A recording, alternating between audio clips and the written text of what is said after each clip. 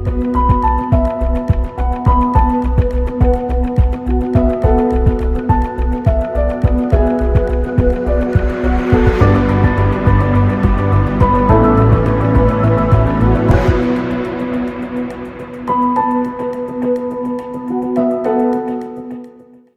we begin a small case introduction, this is a 75-year-old lady who had intermittent atrial fibrillation and 2 TIAs, transient hemiparesis with an aphasia 6 weeks earlier. She'd been on NOAC for 18 months and then had an episode of a massive GI bleed. Now, what do we do with this patient? She has got definitely a thrombotic risk because she's had multiple TIAs and one small stroke, and she's not tolerating anticoagulants. So, what are the treatment options for this patient? The lifetime risk for AF in the absence of heart failure is about 16% overall. AF increases the risk of embolic stroke by approximately 5 times in all patients who do develop atrial fibrillation. Up to 20% of all strokes are related to atrial fibrillation. AF strokes tend to be particularly severe and disabling because of the size of the emboli which can form in the atrial appendage. Now, almost all strokes in AF, especially non-valvular AF, are caused by thrombi that form in the LA appendage, and this has been shown by multiple studies, and this is just a still image of a transesophageal echo showing the formation of the clot in the LA appendage. Anticoagulation in atrial fibrillation was till recently the only option of treatment that we had, and since we had problems with the vitamin K antagonists, newer trials have used these novel oral anticoagulants in this particular subsets, and they've been shown to be very, very good. But do they cover all bases? These are the largest trials which have been conducted with NOACs in this particular subset. And just focus on, if I can get the pointer, to the last column. The discontinuation rate. The discontinuation rate in these well followed up and extremely good trials, which are large and multicentric. This is the point? Yes. 17 to 21%, 22 to 24%, 25 to 28%, and was not reported in the edoxaban trials. So that means even in patients who are supposed to be receiving NOACs in large trials, who are well supervised, at the end of 2 years, 1 in 4 patients approximately is not receiving them, and thus are at risk for strokes. So if poor anticoagulation, if control cannot be improved, we need to look at alternatives, alternative stroke prevention strategies. Poor compliance with warfarin does not mean good compliance with a NOAC. NOACs have short half-life, and so poor compliance is going to result in even more uncontrolled anticoagulation. As of now, atrial fibrillation patients are thus suboptimally treated, especially those in whom anticoagulation is contraindicated, those who are unable to tolerate anticoagulation, those who are at risk or have had a bleed with anticoagulation, other patients who are prone to recurrent falls and anticoagulation has its own risk, and somebody who has a stroke while on anticoagulation. These 5 groups of patients, which together constitute nearly 35% of patients with AF, are candidates for alternative therapies apart from anticoagulation. Now, why do we close the LA appendage? So the closure is the issue. Why do we close? There is a role in primary as well as secondary prevention. There is no symptomatic improvement. So this is a major problem in this therapy because the patient walks into the hospital without any symptom and he says, why should I do this procedure? Especially in India where we have to, the patient bears the cost and there isn't much insurance, etc. Why should I do this procedure? There's no symptomatic improvement that we're giving him. So patient walks in, he has to walk out. So we need to do a safe procedure. Now, what about the recommendations? Now, this says, EHRA consensus statement says, anybody who has an acceptable risk for NOAC, you go ahead with NOAC. If they have an unacceptable risk for NOAC, then you consider LA appendage occlusion. Remember, this is Europe, so they don't use anticoagulation after the devices, so there's a little difference in the practices across the Atlantic. Percutaneous LA appendage occlusion and antiplatelet therapy in atrial fibrillation undergoing PCI if there's a high stroke risk. And there's a contraindication for long-term combined antiplatelet anticoagulation therapy. This is an additional indication which has been added, that somebody who requires PCI and is at high risk of bleed and cannot thus take an anticoagulant becomes a candidate for an LA appendage occlusion. Closure may be considered in high-risk patients with AF who are unsuitable, and this is what we have discussed. There is a problem because there is a modest power of the trials that look at this particular subset, but we're going to look at this issue a little bit later.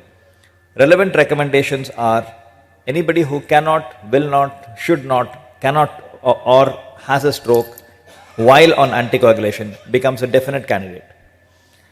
These are the devices available, as has already been spoken about, and in India the basic three are the Watchman, the ACP or the Amulet family, and the Lambre.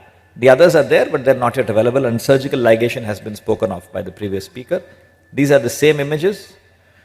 Now, these are the main competitors as far as India is concerned. Watchman Flex should be here in India by next year. This is also preloaded. There have been only 2 randomized trials. All the other data is registry based. And these are the only 2 trials, the Protect AF and the Prevail. The registry number is so many that they're too large to list, and actually there is a beautiful NCDC review which I'm going to touch upon later on. But you see the result with Protect AF was non-inferior to warfarin, and in the Prevail it met the secondary endpoint for non-inferiority. But this was basically because of the negative impact of the number of adverse events. That was 7.7% with Watchman in the Protect AF, although it came down to 2.2%. And Protect AF, which was actually slightly lesser risk patients, showed superiority with respect to hemorrhagic stroke and lesser cardiovascular death. So there was some advantage, although it wasn't very, very large, because this was negatively impacted by most of the operators who had done just 1 or 2 cases when they were recruited into the study.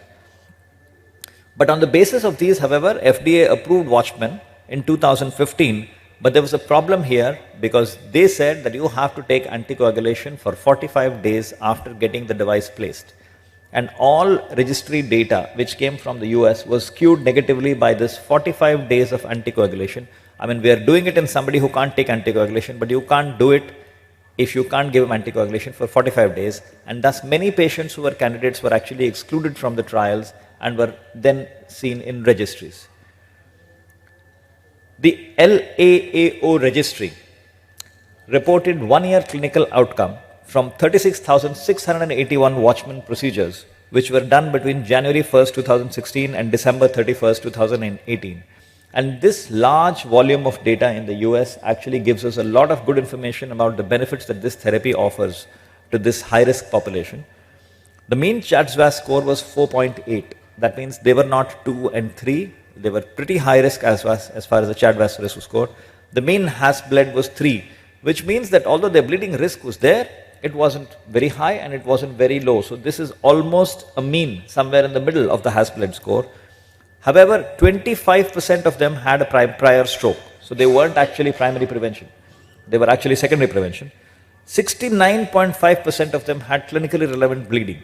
And this constituted the major subset who was actually included in this particular subset and who were actually taken up for these procedures. So they were sick patients, they had a very hard indication, and 11.9% of them had intracranial bleed. So they had already had 1 episode of a very, very major bleed before being placed, this device was being placed. What did they find? The primary endpoint of ischemic stroke at 1 year was 1.53%. The secondary endpoint of ischemic stroke or systemic embolism was 2.1%. The mortality was 8.5%, and the 1-year major bleed risk was 6.93%, but the majority of these bleeds occurred within the first 6 weeks. More than 2/3 of these bleeds occurred in the first 6 weeks when they were actually receiving anticoagulation. And I cannot move forward somehow. If the WhatsApp will stop. Maybe we can? Yes. How do I go back? Yeah. Brilliant. So the editorial actually accompanying this, which was published in May 2022, says that the data is useful, but it's dated because the Watchman has now been replaced by the Watchman Flex. Future studies are needed to assess the risk of thromboembolism and bleeding in the absence of anticoagulation or multi-antithrombotic agents, because we could probably make this even safer. Even that 6.9% bleed will probably come down to something like 1.5 or 2%, because 1/3 of bleeds are the ones who will remain in these elderly high-risk patients. But the real-world analysis of the Watchman LAAO provides reassuring evidence of efficacy and safety. It reaffirms the LAAO as a viable therapy for stroke prevention in atrial fibrillation for patients who are not good candidates for anticoagulation therapy. What about the comparison in the trial groups, that is the PROTECT and the PREVAIL versus the registry? The peri-procedural ischemic stroke and the 425-day risk of ischemic stroke was higher in the trial patients as compared to the registry patients, 0.9 versus 0.2 and 2.7 versus 1.2% respectively. That means the registry actually chose better patients and it gave them a greater benefit. This was also because obviously the operators who were performing it during the registry were probably a little more experienced than what they were doing. However, the decline in ischemic stroke and the decline in ischemic strokes probably means a better seal that we obtained with greater experience with the use of the Watchman device. Complications and LA appendage occlusion implant failure was substantially higher among the clinical trial patients. That means in the registry they succeeded more as far as, so this is not really a concern in the real world. And the hemorrhagic stroke risk was lower after the LAO registry in patients and compared with the trial patients on warfarin. That means in the trials when they randomized warfarin versus the device, the patients who were on warfarin actually had higher bleeds as compared to those who were in the LA appendage occlusion registry even when they took anticoagulation for 6 weeks. And lastly, there was a significantly lower mortality among the clinical trial patients in contrast to those from the registry. This means that the highest risk patients were actually there in the registry. They were older, they had higher CHA2DS scores, they had higher comorbidities, they were much sicker. This was not cardiovascular mortality, this is all-cause mortality. So they were a sicker subset of patients. The other issue as far as anticoagulation has been concerned has been raised. The first feasibility study called the ASAP with the LA appendage closure with Watchman, all-cause stroke and systemic embolization was 2.3% per year when they were not given anticoagulation and only used dual antiplatelets. This was 60% lower than expected in a population with a mean CHA2DS score of 2.8 when they were given only antiplatelets. The ASAP-2 is a randomized trial for which recruitment is on right now, in which they are actually using DAPT after Watchman, after the ASAP, which has shown that it is safe and feasible to use just dual antiplatelets for 6 weeks. Now the Amplatzer device, this is the Amplatzer cardiac plug or the amulet, the disc and lobe design. No anticoagulation is needed. You just need DAPT for 6 weeks and then lifelong aspirin. There is a large number of data which is registry based because Europe had adopted this technology much earlier. And nearly 50,000 devices have been placed over the last 5 years of amulet in Europe. The registry-based data for ACP, in summary, ACP oblique amulet, I have clubbed them together. In 2022 is an annual stroke risk of 2.3%, which is 59% lower than expected on patient risk scores. And the data for the amulet is actually even better if you separate the two. There is no anticoagulation requirement for this subset. One of the objections is that it is much more expensive than anticoagulation. Let's actually look at this issue. Is it more expensive? This is the cost of treating atrial fibrillation in public, in the general population. And if you see the cost of, in dollars, the cost of a single hemorrhagic stroke is approximately $5,700 per month. The cost of treating an ischemic stroke is approximately $14,680. That's about nearly $5,400 a month, if you look at it that way. And it is estimated that if one uses vitamin K antagonists, the cost of the device pays itself back in 3 years. And if you're using a NOAC, the device will pay itself back in 5 years. These are individualized kind of figures. So if you think your patient is going to survive more than 5 years, in that case, this makes sense even for primary prevention. The problem is that we don't yet have trials in this particular subset.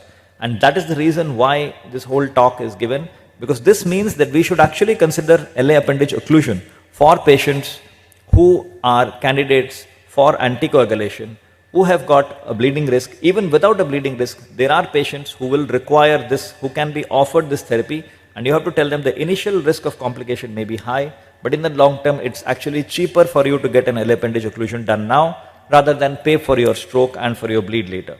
Currently, it is offered as an alternative to anticoagulation. We need head-to-head comparison in RCT design.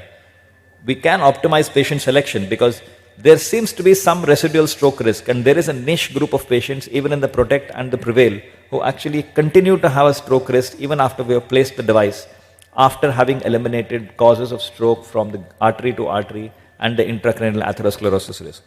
We need to eliminate residual leak because this is a single large subset associated with the failure of the device.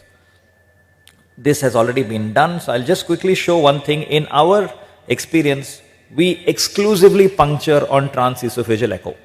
We do not puncture on fluoroscopy. The puncture is done exclusively on transesophageal echo. The inferior and posterior puncture can be ensured. You don't even have to change the C-arm orientation. You just tent your septum where you need to, go closer to the IVC, go away from the aorta, and go ahead and finish with your transeptal puncture. Place the Mullin's sheath, measure the LA pressure.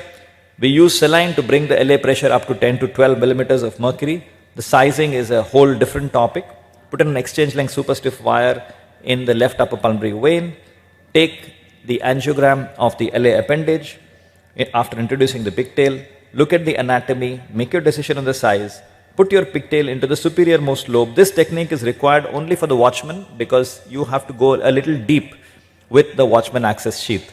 And that's a little bit of an issue because the LA appendage is only 2 millimeters at its thinnest portion. It's very, very easy to rupture and tear and damage in this subset. After this step, it is important to fix your hands and the fluoroscopy. The delivery sheath is then introduced inside this Watchman access sheath with the preloaded device. The marker bands have been shown. We position the device within the sheath, retract the access sheath till they both snap together and they can be moved as a single unit. Gradually unsheath your device. You can see the marker bands and you can see the device coming out on the fluoroscopy. And then you do the tug test for stability and inject at the same time to make sure that there's no residual leak. So at the time when you're tugging it, you inject contrast at the same time, make sure that there's no leak. This is the echocardiogram that we test in all the 4 views, 0, 35, 0, 45, 90 and 135. Look at all the 4 views and then release the device if it passes the test. The position, the anchor, the size and the seal. The position is important, it has to be at or distal to the ostium of the LA appendage. Less than 20% ideally should protrude into the LA. The to tug on the cable gently, inject contrast on the side arm. It should be compressed 80 to 92% and those figures are available in the chart. All the lobes must be covered. If you go in too deep and one of the lobes is uncovered, it's not really going to be very useful. This is the post-deployment echocardiography. Since we have a little time, I'll just run through them quickly. Follow-up was oral anticoagulant for 6 weeks. We have now gone away from this and we use just DAPT. We do a follow-up TE at 45 days to look for residual leaks. In case there is a residual leak, one might have to extend anticoagulation for longer and do a follow-up TE at 1 year. What happened to our patient? This is the 75-year-old lady, intermittent AF, 2 TIAs, 1 transient hemiparesis and aphasia. NOAC, she had already received for 18 months, had a bleed. She was counseled about occlusion, agreed. This is the septal puncture under TE. This is the TE assessment after septal puncture, after we have measured the LA pressure, we have taken the measurements. And then we went ahead with a Lambre device. This has a very, very special characteristic that for the same size of the disc, you can have different sizes of lobes. So essentially all different anatomies of the LA appendage can be covered with this particular device. That means you have something, you have a double seal, you have a seal for the mouth of the LA appendage as well as you have something to fill the appendage. And this is what it illustrates, the cost algorithm before releasing the cable. This is the post device and you can see the pull on the disc and that's what it looks like on the fluoroscopy. In summary, non-valvular AF patients at risk of stroke and bleeding and contraindication or anticoagulation performed at a center with expertise for structural heart disease with low risk for complication is the current indication. But we are in desperate need for a head-to-head comparison for all LA appendage occlusion in patients who are candidates for anticoagulation, and not just those who are restricted not to receiving it. We need to look at it in all patients because in the long term it might actually be more cost effective. But we need randomized trials for that. Thank you very much and I should be glad to answer any questions.